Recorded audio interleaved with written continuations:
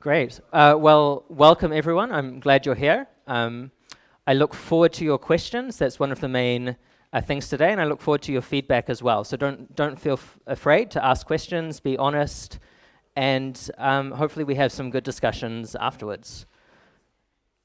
Today's theme is God and evolution. This is the evolutionary tree of life. If you're wondering where you are on that tree, you're somewhere down here. This is the eukaryote, so we're somewhere in this little branch of the tree of life. And I guess the theme is, given that there is this tree of life, that life is diversified over a long period of time, how does God fit in with that? Do we still need God, or have we kind of got rid of him with the progress of science? This is a random picture from my research. I'm interested in how do you get new genes in evolutionary history, in bacteria in particular. So particularly interested in the species E. coli, which is found there. And there's a new gene which seems to appear, there's an open reading frame starting with an M, finishing with a stop, that seems to appear in this species. And I'm interested in how does that kind of stuff happen?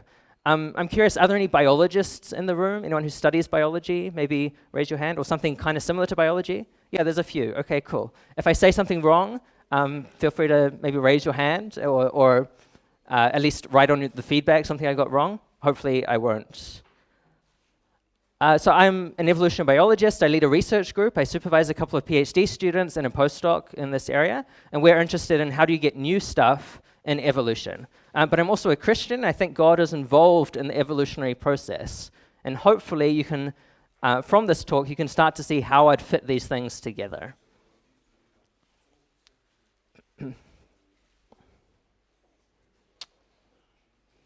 If you came to my talk on Monday, you'd recognize this picture maybe, because a lot of people think there's a massive divide between the stuff on the left and the things on the right. The things on the left are things that we kind of know are true, we think are facts, and the things on the right are things that maybe we kind of want to be true but think probably aren't.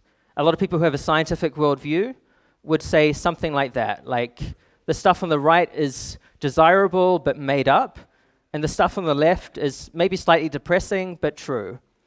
And what I want to say today is that maybe there's a way to stick these things together, and I think the Christian worldview lets you do that. Lets you have a worldview where things are both true on the left, but also good, desirable. And I think naturalism, the idea that nature is the only thing that exists, doesn't give you that, and that's a reason to prefer the Christian worldview. In particular, today we're just focusing on these things, chance and evolution, and how might purpose and design fit in with these specifically. A quote that I like from Tolkien is that not all those who wander are lost. And I find this really nice as an evolutionary biologist, because there's a lot of things in life that seem kind of random, that seem like wandering. This is a picture from a hike I love in New Zealand, the Tongariro Crossing. But you can look at a lot of things in the world that seem kind of random when you observe them from a distance. But when you start to understand the processes, you realize that there's purpose in the process. And that's what I get out of this quote, that not all those who wander are necessarily lost. So just because something looks purposeless from one angle doesn't mean it really is. So evolution might look purposeless at first glance, but maybe there's more to it, and hopefully you'll get a sense of that today. Do God and evolution have to be enemies? My short answer is, well, I think the relationship they have is complicated, but I think they can still be friends. So it's not a simple relationship, it's not straightforward, it's complicated, but they can be friends. That's my message for today. These are the things I'll be talking through. Firstly, that evolution is built on a cumulative case argument. That means that you stack up a bunch of evidence towards evolution. And that's how people come to the conclusion that evolution happened. Secondly, I think evolution is not incompatible with there being a God. And I'll quickly explain why I think that is. Thirdly, maybe more controversial, is I think there's also a cumulative case for the God of the Bible. So the way we come to believe in evolution is because we stack up pieces of evidence and come to a reasonable conclusion. I think if you do the same thing with the evidence from the natural world, philosophy, ethics, history, we can come to the conclusion that the God of the Bible does exist. Okay, more specifically, how do we fit together evolution and God? Well, I think that evolution requires fine-tuning, that you need to set up the system right in order to get evolution in the first place. And I think that is evidence that God exists. So not only is evolution not against God, but if you understand evolution, it could be evidence for God. That's one of my controversial claims today. And then lastly, just some personal examples of leading evolutionary biologists who do actually believe in God or have through history. Okay, what is the cumulative case for evolution? Just one slide on this, in case you're curious how this kind of thing works.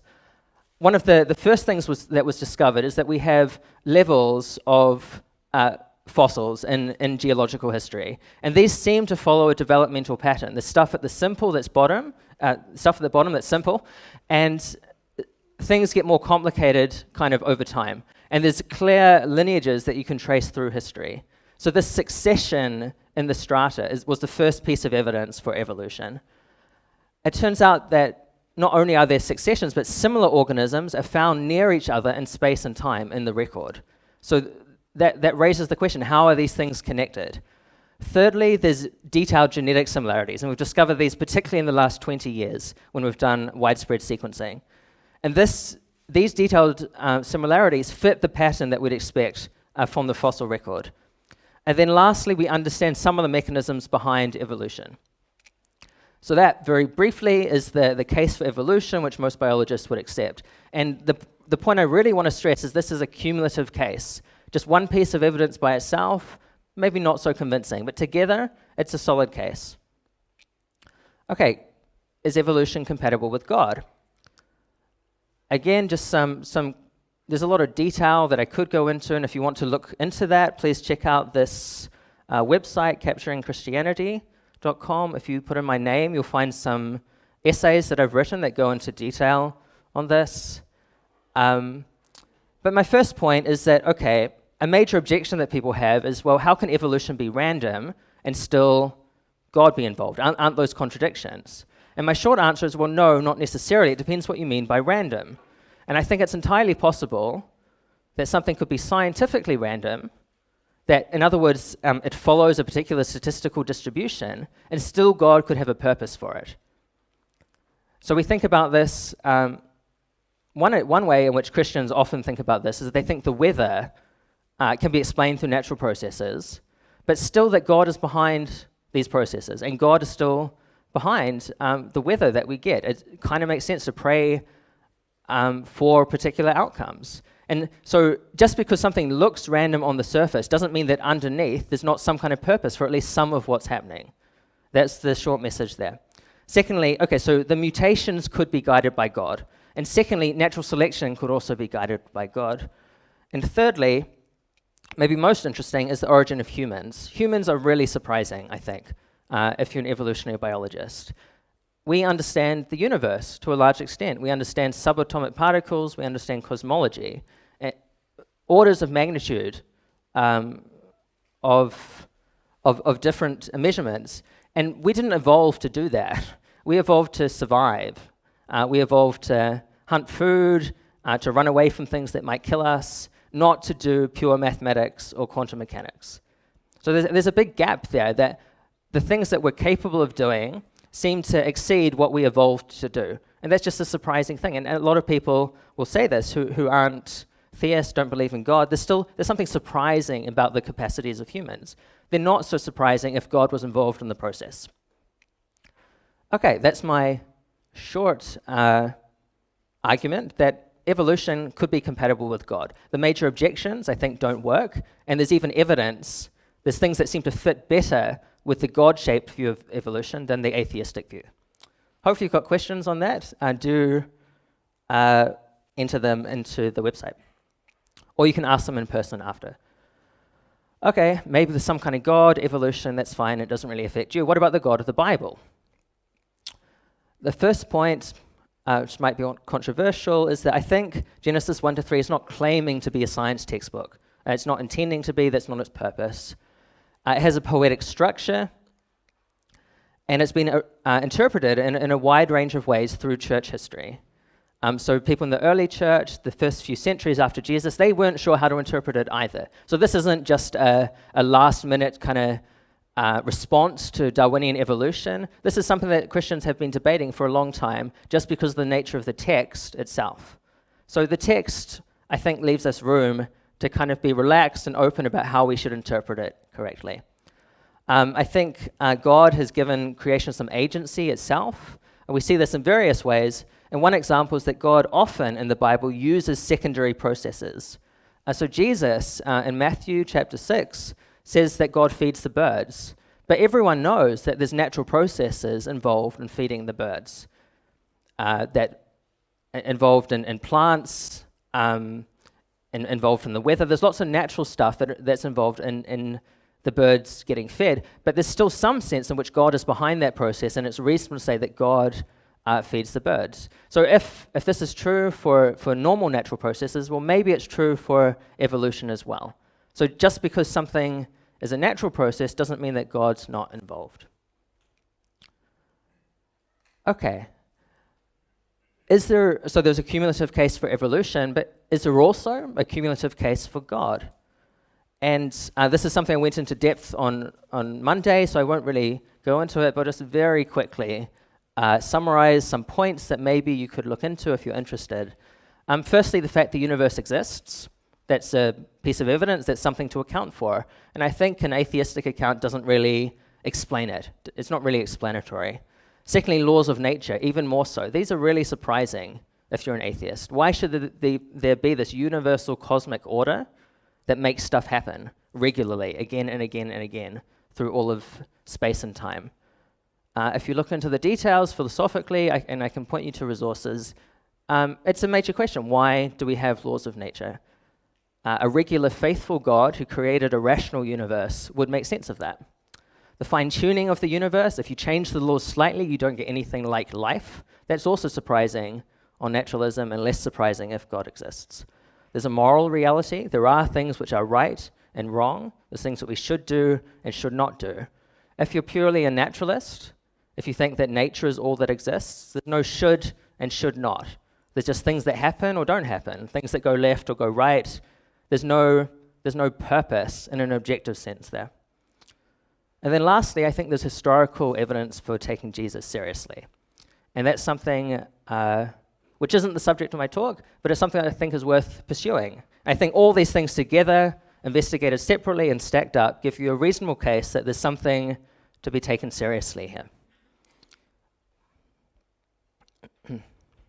So there's a cumulative case for evolution, and I think there's also a cumulative case for God, which follows actually a similar kind of logic in the way that the arguments are stacked up.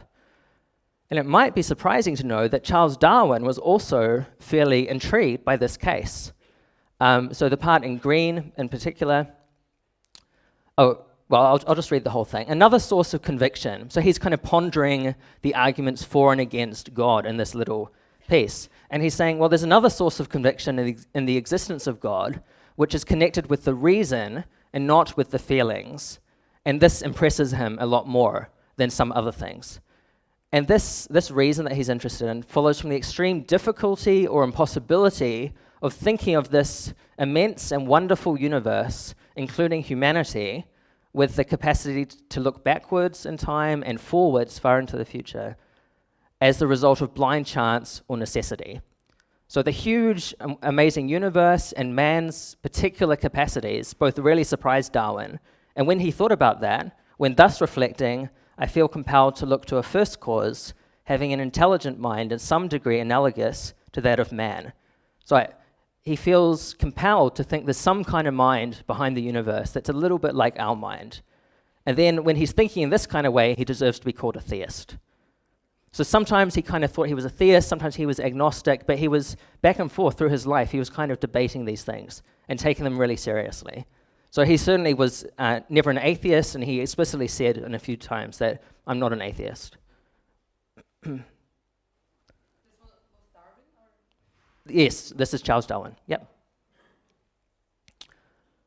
Okay, so one just example of the kind of design that I think goes into the background of evolution that I think is interesting and I like anyway. And there's a bunch of these things I could talk through, but I don't want to spend too much of your time, so I'll just do one. And this is the phenomenon of light. Now, light is really important in evolution. People think that eyes have evolved separately, something like 40 different times, or possibly many more. So the eye is an incredibly important thing in evolutionary history, and it's actually another pointer to purpose, I would say, the fact that evolution keeps on hitting on the same thing. But the point for today is that in order to get eyes, you need light to be a particular way. And if you want more details, there's heaps of details from this guy, Dr. Michael Denton. He doesn't actually believe in God personally. He's kind of unsure about it, but he's developed these arguments and thinks there's some kind of pointer towards design. So the first thing is that the visible region of the spectrum, the light spectrum, is actually really tiny. So this graph covers 15 orders of magnitude, and the bit that we can see is just a tiny little sliver of this whole region. And this is actually, this is not just an accident, this is based on the basics of physics and chemistry. There's only a certain region which has enough energy, the right kind of energy for photochemistry and for the biochemical causes behind vision, and also behind photosynthesis. If we go back and if you look carefully, you'll see it's basically exactly the same sliver of the region is suitable for both vision and for photosynthesis. So that's not that interesting, that just comes from physics and chemistry. But what's surprising is that the light that's put out by our star actually peaks in exactly that region. Exactly the right region. It could peak over any of those 15 orders of magnitude, but in this tiny sliver of the region, this is what our kind of star puts out. And it peaks right in the visible region, right the region which is useful for life. This is really surprising, I think. There's no reason why life should be, why the universe should be pre-adapted to life in this kind of way. So that, I think, is really interesting just by itself, but it gets more interesting when we think about the properties of the atmosphere. So in order to see, the light needs to first come through the Earth's atmosphere. And it turns out that basically exactly the same sliver is the region that gets best through the Earth's atmosphere. So it's the properties of the water molecules and the other gases in the atmosphere that allow the light to go through. Those properties also facilitate just the sliver of visible light in particular, is the region that really, so most of the region around is completely or mostly blocked out by the atmosphere. So there's a weird coincidence between the stuff that the sun puts out, the stuff that the atmosphere allows through, and the stuff that life, not due to evolution, but just due to the basics of physics and chemistry, requires in order to see, in order to have photosynthesis, which is the basis of most of the ecosystem.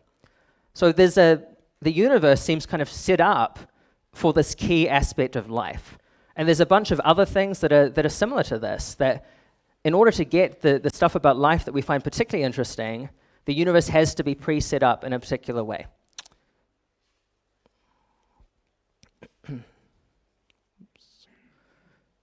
So just the universe itself seems set up in a way that maybe kind of points towards design. And I think evolution itself, in a bunch of ways, but I'll just point out one, also seems to be designed. This is controversial, of course, but I welcome your questions. And one way in which evolution is designed that I'm really interested in, that we do some research in my group, is the structure of the genetic code. And it's been shown that the genetic code is highly optimal, something like 1 out of 1 million compared to other possible codes, in a few different ways. But one way is that it enhances the adaptive evolution of proteins.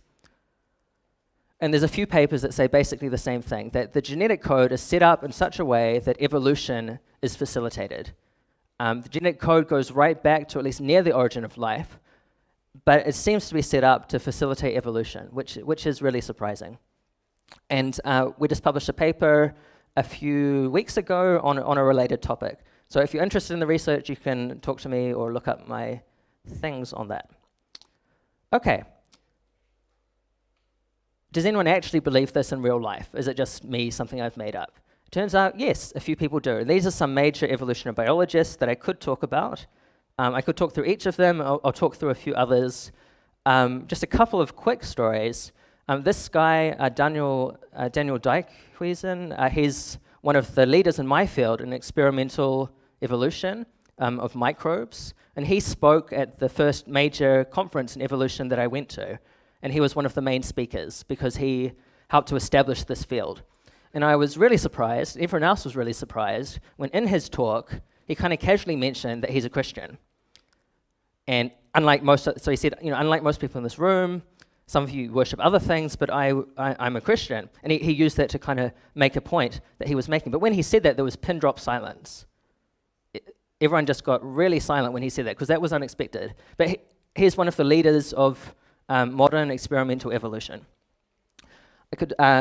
This is Ronald Fisher, who's a major statistician and biologist, super important and also a committed Christian. This is Barbara Drossel in Germany. She's a leader in statistical physics and its relationships with evolution. And I could talk through various stories for each of those.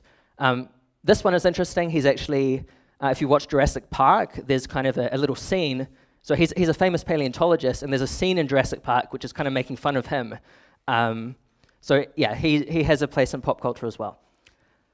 Some other examples, quickly. This is Charles Darwin's main student, his main protege, after he wrote The Origin of Species.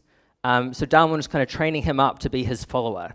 And for most of his life, he was a skeptic. So he was a Christian when he was young. He became skeptical through the influence of Darwin and other people. But towards the end of his life, he reconsidered things and became a Christian again and wrote an apologetics book. So he wrote a defense of the Christian faith at the end of his life, after having spent decades in the circles of Charles Darwin. So he was a major evolutionary theorist right at the beginning.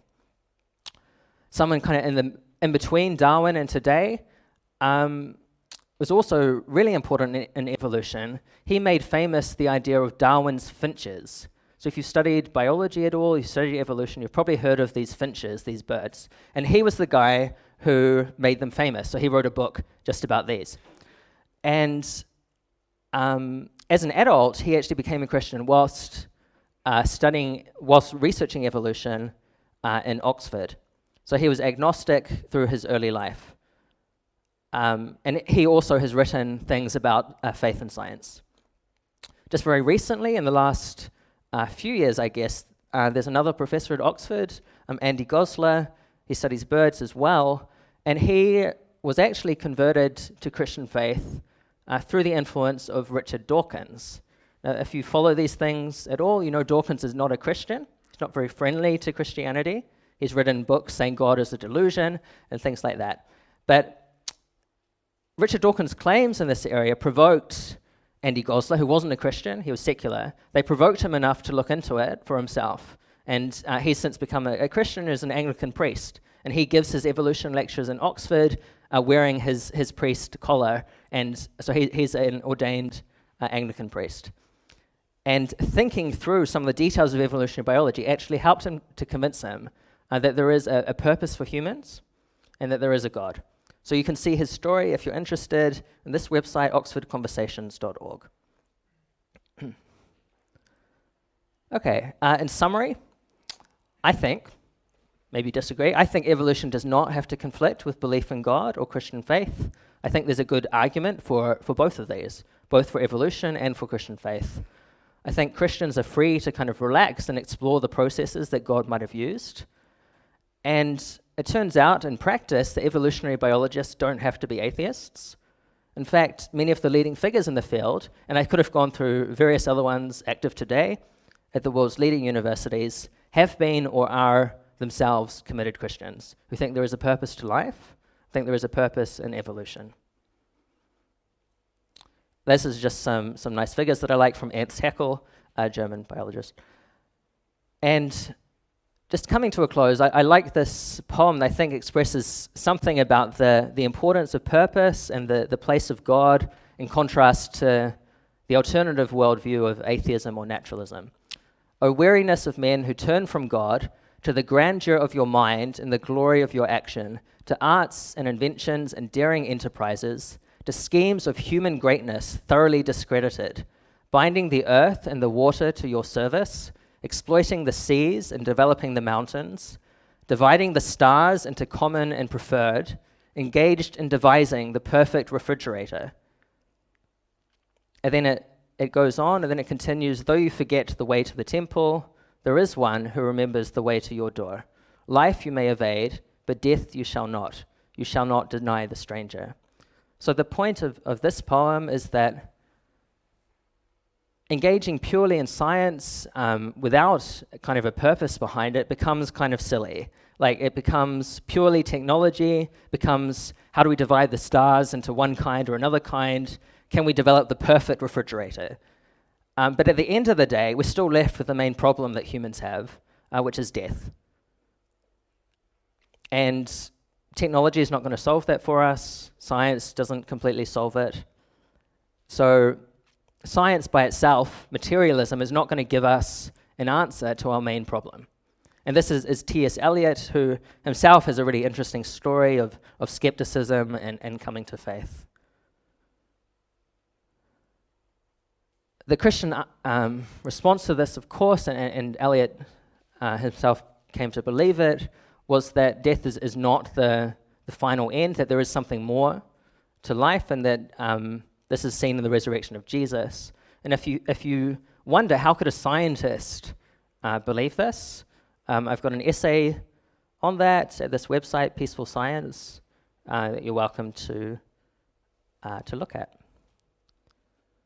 Okay, this is my last slide. So before you ask questions, and I hope you have questions for me, I wanted to ask you questions to think about, to kind of assess where are you at in your thoughts on this topic. Are you suspicious or positive, suspicious about or positive towards science?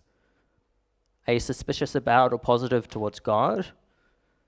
Do you have a wider context to put your scientific knowledge into? Whatever your worldview is, do you understand how it is that someone could come to believe in God and how some scientists have actually done that? And are you open to learning more yourself? So those are questions for you. And I'll let our moderator take over, and then we'll come back to see what questions you have for me. Ja, thank you, Dr. Ardern. Bevor wir jetzt die Gelegenheit haben, Dr. Ardern noch ein paar Fragen zu stellen, möchten wir euch einfach nur kurz 1-2 Minuten geben, nur mal auf menti.com zu gehen, eure Fragen zu stellen oder gewisse Fragen auch hochzuvoten, die euch auch interessieren. Und in dieser Zeit könnt ihr euch umdrehen zueinander und mit euren Nachbarn mal diese Fragen diskutieren und austauschen, was ihr darüber denkt. Wir machen dann in 1 bis 2 Minuten weiter.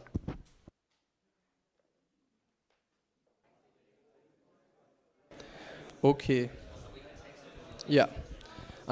Vielleicht zu Beginn gibt es gleich direkt Fragen aus dem Publikum. Ja, bitte.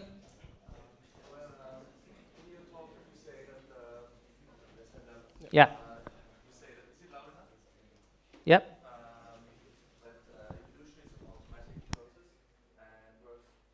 So I don't have, yeah, so the question is, I've claimed that evolution kind of works by itself, and God is somehow behind the evolutionary process. How can these things fit together? What's my proof of my opinion was the question. And my suggestion is that usually we're not looking for a proof. Outside of pure mathematics and logic, we're interested in evidence. So do we have a reasonable case? So that's the standard we use in pretty much every area of life, and that's the standard I want to use today. So the question is, do I have a reasonable case for my suggestion that God is involved in the evolutionary process? And yeah, I think I do. There's a few different angles on that. One of them is that God needed to set up the process in the right way in order for it to work. So I suggested evolution is fine-tuned. So one minor example I gave is the genetic code has to be just right to facilitate evolution in the right kind of way. The laws of physics, there's other deeper levels of fine-tuning, the laws of physics, laws of chemistry, etc. So that this fine-tuning, the process needs to be set up the right way. But I think God is also upholding the laws of nature. I think that's what the laws of nature are, that they're upheld by God's kind of sustaining them. I think philosophically, that's actually the best account of what laws of nature are, that naturalism doesn't have a good account of laws of nature. So those two things, the process is set up the right way and it's sustained the right way, and together I think that's saying God is involved. And also, it goes towards a really interesting end point, or one of the outcomes is humans. And I said that humans are really surprising on atheism and less surprising on theism. So that's also evidence for God being involved in the process. So those are three things. And if any of them are true, then I think there's some reason to think God is involved.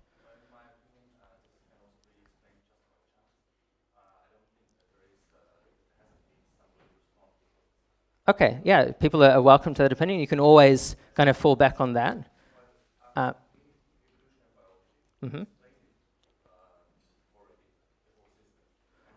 No.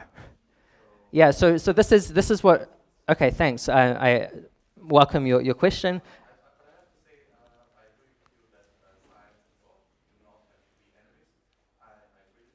Mm-hmm.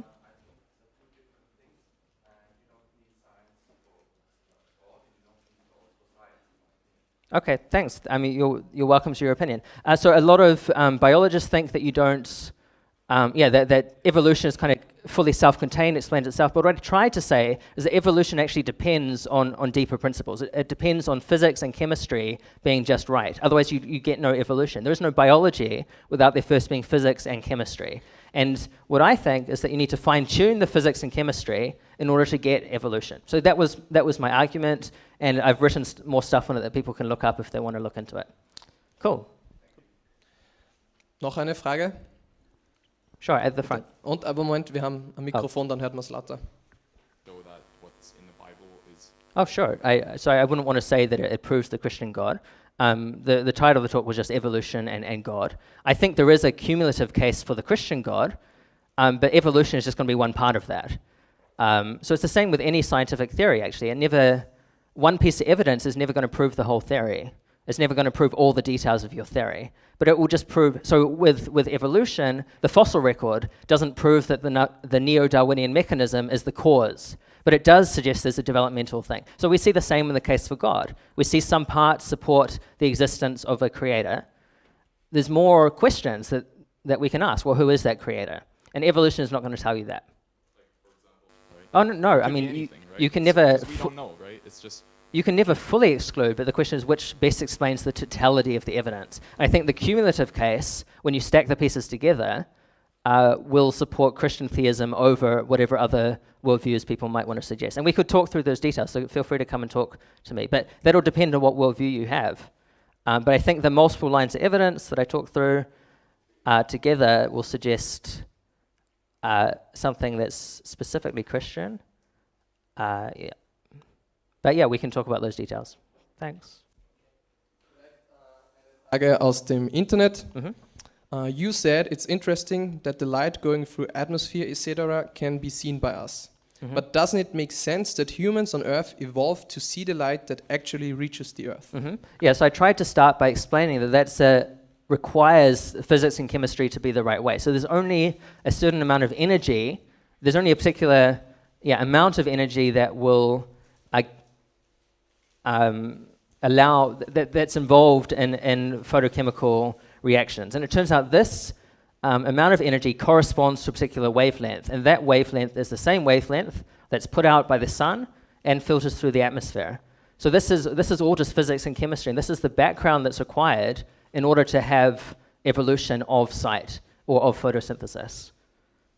So yeah, I'll just say that. If people really want to look into the details, I can... Well, like I said, actually, there's whole books on this stuff by Michael Denton, who's a biochemist who has all the references and such.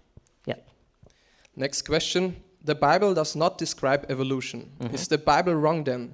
As a Christian, do you believe that everything written in the Bible is true as it stands there? Mm-hmm. I would say, so yeah, this is Michael Denton, just for the last question. I would say the Bible doesn't describe a lot of stuff. The Bible doesn't describe quantum mechanics, it doesn't describe cosmology, doesn't describe inorganic chemistry, and it's not trying to. So I'm not too worried. It doesn't describe my field either of evolutionary biology. I think what the Bible says is true, but one needs to understand what it's trying to teach. So it's true insofar as it's trying to teach something. And I think the purpose of the early chapters of Genesis is to teach who God is, who we are, what our relationship to God is, and I don't think it's straightforward history or straightforward science, and neither has most of the church through most of Christian history. So that's my short answer to that. I don't think the Bible would ever describe God as cruel. No, I don't think so. I think God is faithful, and I think He's just, and I think He interacts with His creation on that basis. Now, that raises lots of interesting questions. How do we still have suffering? And there's going to be a talk on that, I believe, tomorrow. So feel free to come to that talk to hear more. Sonst noch Fragen aus dem Publikum? Bitte. Mm-hmm.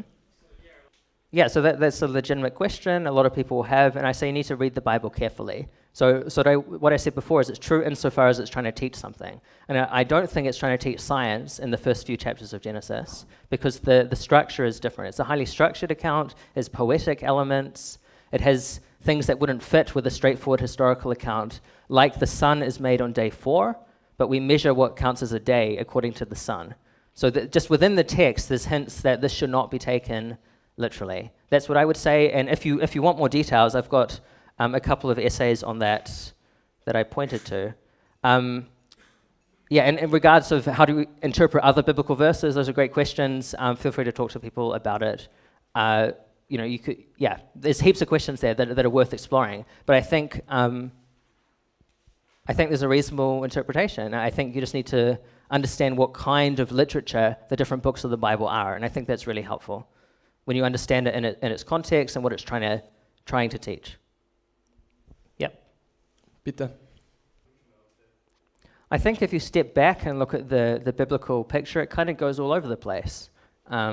There's wars and there's divisions, and Israel is conquered sometimes, and sometimes Israel conquers other people, so it's actually quite messy. It's only when you kind of stand back and kind of trace a particular line through it that you see the purpose. So I think the purpose is maybe a bit less clear. And I think this is true of history in general, that history is quite messy, and I think evolutionary history is messy, but that doesn't mean that there's not a purpose to it. And maybe people disagree, that's fine, I don't really mind. But I think history is messy, and I think that's true of biblical history as well, but there is a purpose when you have the interpretive key to it. The interpretive key for the Bible is Jesus. Interesting question, what's the interpretive key for evolution?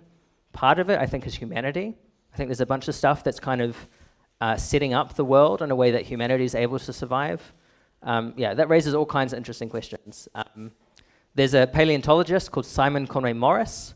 Until very recently, he was a professor at Cambridge, one of the world's leading paleontologists. He's written some stuff on purpose and evolution. A really important book called Life's Solution, where he discusses some of these things and the way that evolution seems to have been set up over time. Okay. Yep. Maybe some more questions from the internet. Mm-hmm. Is there a clear difference between humans and animals? Is there a clear difference biologically? Not so much at the level of DNA, but there are plenty of differences in terms of our capacities, in terms of our nature as rational beings. So I think it's not just kind of one scientific fact you can point to, but I think when you see the collection of different traits that humans have, like language, tool use, culture, rationality, self-awareness, we have various things to a higher degree than many other animals. And these are mostly to a matter of degree rather than kind. But I think when you put them together, the collection of these things is fairly impressive. And there's plenty of secular philosophers, psychologists, anthropologists who recognize that there is something that humans are unique in various ways. And I don't think there has to be a biological difference in kind for there still to be an important difference. And of course, the main differences are ethical or theological, is what I would say. Okay. Next question. Evolution is based on death of the imperfect. How could a God of life be dependent on death of his creation? Yeah, so a lot of people think that, but I think that's not really true, at least logically. In order for even Darwinian evolution to occur, you don't actually need death. You just need differential survival rates. If you have differential survival, then you get evolution in a population. So death kind of is involved in the process in reality, but I don't think it's strictly logically necessary. Darwinian evolution is not the only thing that's driving evolution either. This is a massive recent discussion that's happening called the extended evolutionary synthesis. So there's a whole bunch of other processes that are involved. And so I just don't think it's true that death is the main driver. It is part of the story, and death is death of animals and things is what seems to happen. And part of the Christian hope is that that's not the full story. That there is an answer to that. Next question. I read that if you go after the Bible, the earth is only some 1,000 years old. Mm-hmm. If that's true, how does that fit with evolution, which needs millions or billions of years to go on? Yeah, that would be a problem if I was convinced that that's what the Bible is teaching. Personally, that's not what I'm convinced the Bible is teaching. And again, like I kind of said before, the first few chapters I think are not literal history, they're not scientific. There's elements in the text that suggest this is not intended to be interpreted literally, and this is something that plenty of conservative evangelical scholars will say based on the text itself. And again, I really recommend you go to these essays here if you want these kinds of details, because I cite various people, and it's a long conversation, but it's worth having, but that's, I suggest, the place to go. Okay. Noch ein paar Fragen aus dem Publikum? So just on that, it depends which part of the Bible as to what kind of thing it's trying to teach. So with regards to the Gospels, I think it's very straightforward history. With regards to other things, it can be more complicated. But you think there could be other... So no, I mean personally, I don't. So I would want to hear more about that, I guess, and on an individual case, and see why someone thinks that is revelation of God. But there's various reasons why Christians would say that the Bible, as we know it today, is God's authoritative message to humans. And that would be based on the centrality of Jesus and how he treated the Old Testament and what he said about what would be true, what would be communicated about him by his disciples. So there's, I think, good theological arguments for why the Bible is authoritative in a way that other writings aren't. And yeah, that's worth looking into. Okay. In der Mitte, bitte. Mm-hmm. So yeah, I mean, I think there were first humans, and again, for some of these details, because there's a few different ways that you could make this work, I think, theologically. Sorry?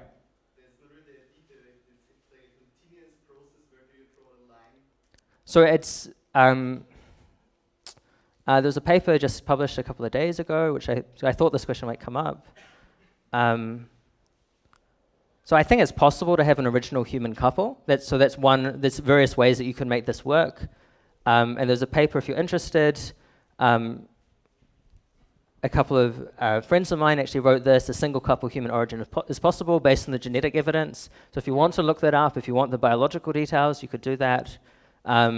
This is not kind of a typical mainstream peer-reviewed journal, but these are very serious scientists. And he's a professor at the University of Stockholm, and she has a PhD from University of Washington, I think, and did a postdoc at Harvard. They're very well-qualified scientists who've studied the literature carefully on this and had it peer-reviewed by others. So this explains how it's possible to have a single couple somewhere between 500,000 and 100,000 years ago. So there's some possibilities there based on the genetic evidence as we know it. If you really want, you're welcome to email me. You can easily find my address. If you really want to debate those details, that's fine. There's a few models that make it work theologically, and this is one that integrates specifically with the science, which is a possibility. Maybe it's surprising for people, but this is a result that is increasingly accepted by population geneticists and such. Yep. Okay. Sure, so this is what I was doing in my talk yesterday, which will be available online at some point, but I can give one example, I guess. So fine-tuning is very commonly discussed. Have you heard about that? In German, Feinabstimmung of the laws of nature. So if you change the laws very, very slightly, so if you build alternative cosmological models and you change the laws very slightly, you don't get anything like life. So it looks like the universe had to be set up in a very precise way in order to get anything like life. And this has been argued to be relatively unsurprising on theism, but very surprising on naturalism, therefore evidence for theism over naturalism. And there's plenty of literature on that which is worth looking up. Sonst nur irgendwelche letzten Fragen? Bitte sehr. Hi. Basically because it wasn't written for a scientific culture. So different cultures have different questions that they're mostly interested in. I would say the main arguments for the existence of God have actually not changed over time.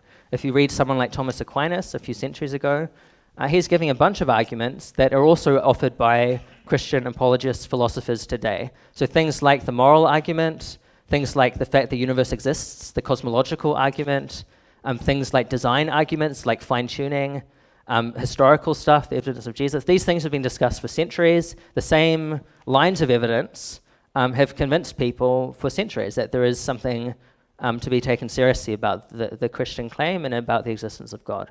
So the big picture stuff hasn't changed, but over time, as our science has changed, our understanding of the world has increased. I think the strength of the case for God has increased dramatically. Darwin would be amazed to know about the stuff that I study. He wouldn't believe it. The details of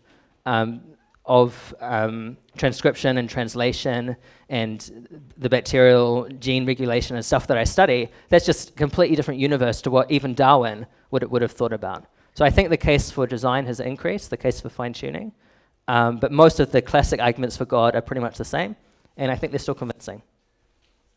Okay, vielen Dank. Wir müssen hier dann leider einen Schlussstrich ziehen, aber ich möchte vielen Dank an Dr. Ardern sagen für den Vortrag und ich glaube, es ist ein kurzer Applaus wert.